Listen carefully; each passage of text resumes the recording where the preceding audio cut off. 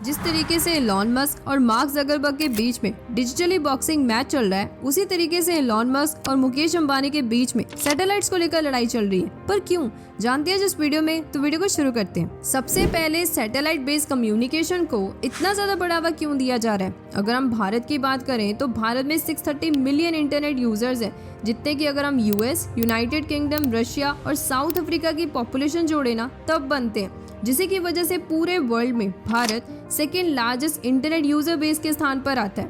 पर ये हाफ कहानी है। डिजिटली अभी भी भारत ना दो पार्ट्स में डिवाइडेड है, एक है रूरल, एक है अर्बन। रूरल जहाँ पर 66% लोग हैं। आपको पता है कि आज भी रूरल एरियाज में इंटरनेट डेंसिटी सिर्फ 25.3% है।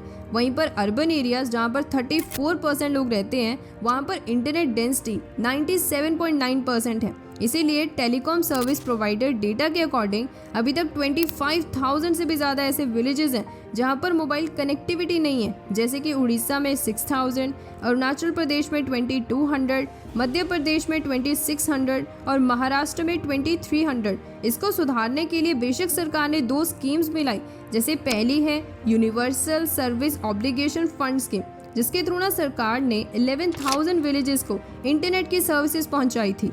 दूसरा 2011 में नेशनल ऑप्टिकल फाइबर नेटवर्क के थ्रू भी इंटरनेट की सर्विसेज पहुंचाई गई थी, पर इनके थ्रू कुछ ज़्यादा सोल्यूशन हाथ नहीं आया। इसीलिए अब भारत सैटेलाइट बेस्ड कम्युनिकेशन के थ्रू रिमोट एरियाज ही नहीं बल्कि aerospace, defence, banking, communication, agriculture, इन सब एरियाज को भी कैप्चर कर रहा है। जैसे कि हर साल 5 billion ATM transaction satellite communication के थ्रू होती हैं। 50,000 गैस स्टेशन जो कि सैटेलाइट कम्युनिकेशन के थ्रू ऑटोमेटेड है। इनफैक्ट 6,500 ट्रेन जो कि गगन डिवाइसेस के साथ लिंक है ना, उनकी ट्रैकिंग सैटेलाइट्स के थ्रू होती है। इसीलिए कंपनीज जैसे Airtel, Tata, SpaceX, Amazon Bharat में $40 बिलियन की इन्वेस्टमेंट्स कर रहे हैं। पर इसी के बीच वर्ल्ड के रिचेस्ट पर्सन और एशिया के रिचेस्ट पर्सन के बीच में लड़ाई हो जाती है। इसीलिए उससे पहले ना हमें ये देखना होगा कि क्यों एलॉन मस्क और अंबानी के बीच में स्पेक्ट्रम के ऑक्शन को लेकर लड़ाई हो रही है। एक्चुअल में ना एलॉन मस्क की कंपनी स्टारलिंक, जो कि सैटेलाइट्स के थ्रू इंटरनेट सर्विसेज प्रोवाइड करती है, जिसको एलॉन मस्क की खुद की कंपनी स्पेसएक्स ऑपरेट करती है। इस कंपनी का मकसद ये है कि वो रूरल एरियाज और रिमोट एरियाज जहाँ पर कंपनीज अपनी सर्विसेज प्रोवाइड नहीं कर पा रही, क्योंकि वहाँ पर या तो इंटरनेट की एक्सेस बहुत ज़्यादा महंगी है या फिर बहुत ज़्यादा स्लो है। इसलिए कंपनी ने ना अभी तक 1,000 से भी ज़्यादा सैटेलाइट स्पेस में भेजे और फर्दर प्लानिंग है 12,000 और सैटेलाइट्स की।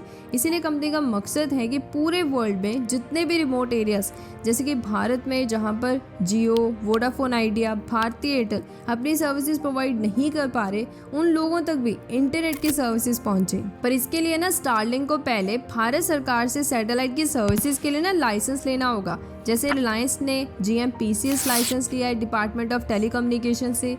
भारती एयरटेल का खुद का प्रोजेक्ट है OneWeb, उन्होंने भी लाइसेंस लिया है। इसीलिए अभी स्टारलिंक, टाटा ग्रुप की जो सैटेलाइट कंपनी है नेल्को, और अमेजोन का खुद का प्रोजेक्ट है कूपर, इन सभी ने ना परमिट के लिए अप्लाई किया हुआ है। फिर मुद्दा क्या है? मुद्दा ये है कि अंबानी जी और वोडाफोन आइडिया को छोड़कर सभी कंपनीज चाहते हैं कि सरकार ना सैटेलाइट की सर्विसेज के लिए एडमिनिस्ट्रेटिव की परमिशन से लाइसेंस दे दे, ना कि स्पेक्ट्रम की नीलामी करें। जिस तरीके से टेलीकम्युनिकेशन कंपनीज को एक फिक्स समय के लिए स्पेक्ट्रम खरीदना पड़ता है। अब आप सोचोगे स्पेक्ट्रम क्या होता है?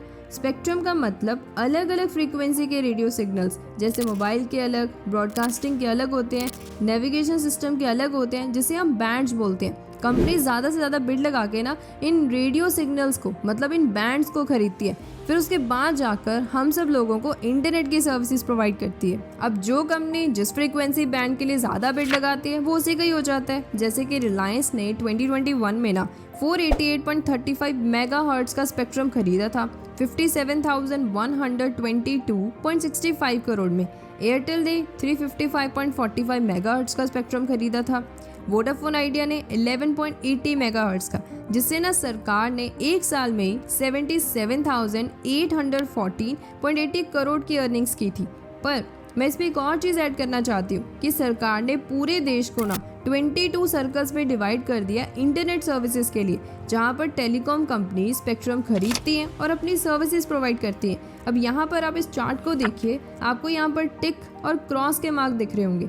टिक का मतलब ये है कि इस कंपनी ने इस सर्कल में स्पेक्ट्रम की बिट लगाई और यहाँ पर अपनी सर्विसेज प्रोवाइड कर सकती है। क्रॉस का मतलब प्रोवाइड नहीं कर सकती। इसीलिए आपने नोटिस भी किया होगा कि जब भी हम किसी ऐसे एरिया में जाते हैं जहाँ पर नेटवर्क नहीं होता, इसका मतलब ये है कि वो कंपनी वहाँ पर ऑपरेट कर ही नहीं रही। तो इस तरीके से सरकार ने अभी तक इतने रेवेन्यू की कलेक्शन की है। इसीलिए सैटेलाइट नेटवर्क पर मुकेश अंबानी का कहना है कि सरकार ना सैटेलाइट ब्रॉडबैंड स्पेक्ट्रम की नीलामी करे, जिस तरीके से ग्राउंड लेवल पर स्पेक्ट्रम की नीलामी होती है। क्योंकि अगर नीलामी ही नहीं होगी तो ये जो फॉरेन सैटेलाइट सर्विस प्रोवाइडर्स हैं जैसे अमेजॉन, स्टारलिंक, ये वॉइस और डेटा की सर्विसेज देने लग जाएंगे, जिससे ये डायरेक्ट कंपटीशन खड़ा कर देंगे ट्रेडिशनल प्लेयर्स के लिए। और ऊपर से टेलीकॉम कंपनीज को ग्राउंड लेवल पर स्पेक्ट्रम के लिए अलग से पैसे देने पड़ते हैं। तो नीलामी होने से कंपटीशन ना एक लेवल पर होगा।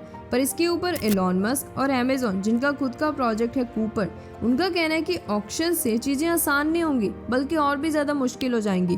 क्योंकि इससे एक तो जियोग्राफिकल रिस्ट्रिक्शन बढ़ेगी और दूसरा डेटा के प्राइजेस रिमोट एरियाज में सस्ते होने की बजाय और भी ज़्यादा महंगे हो जाएंगे। इस ओवरऑल विषय पर ना telecom regulatory authority of India ने एक कंसल्टेशन पेपर जारी किया, जिसमें उन्होंने अपने स्टेक होल्डर्स से 54 क्वेश्चंस पूछे, जिसका रिजल्ट ना ये 2 पॉइंट्स निकल कर है। पहला ये कि टेलीकॉम रेगुलेटरी ने नोट किया कंट्रीज जैसे यूएस, मैक्सिको, ब्राज़ील, जिन्होंने सैटेलाइट स्पेक्ट्रम को ऑक्शन के थ्रू सेल करने की कोशिश की थी, उसमें नाकामयाब रहे। इसीलिए उन्होंने एडमिनिस्ट्रेटिव लाइसेंस मेथड को चुना था। तो ये एक सीख है इंटरनेशनल फेलियर से। दूसरा, ऑक्शनिंग से ना यूसेज एफिशिएंसी जो है सैटेलाइट स्पेक्ट्रम की वो कम हो जाएगी, जिससे जो मकसद था कि रूरल एरियाज में सर्विसेज प्रोवाइड की जाए उसके ऊपर असर पड़ेगा। क्योंकि कंपनीज जो ऑलरेडी मार्केट लीडर हैं वो ज़्यादा से ज़्यादा पैसों से बिड लगाकर स्पेक्ट्रम पर अपना कंट्रोल जमा लेंगी, और जो फॉरेन इन्वेस्टर्स भारत में इन्वेस्टमेंट्स करना चाहते थे वो ऑक्शनिंग में हिस्सा ही नहीं लेंगे। तो इसलिए वो भारत को छोड़कर दूसरे देशों में ट्राई करेंगे। तो ये कुछ पॉइंट्स थे जो उस समय डिस्कस किए गए। तो आज इस वीडियो में इतना ही। सोर्सेज का लिंक आप सब लोगों को डिस्क्रिप्शन बॉक्स में मिल जाएगा। Till then, thank you, bye bye.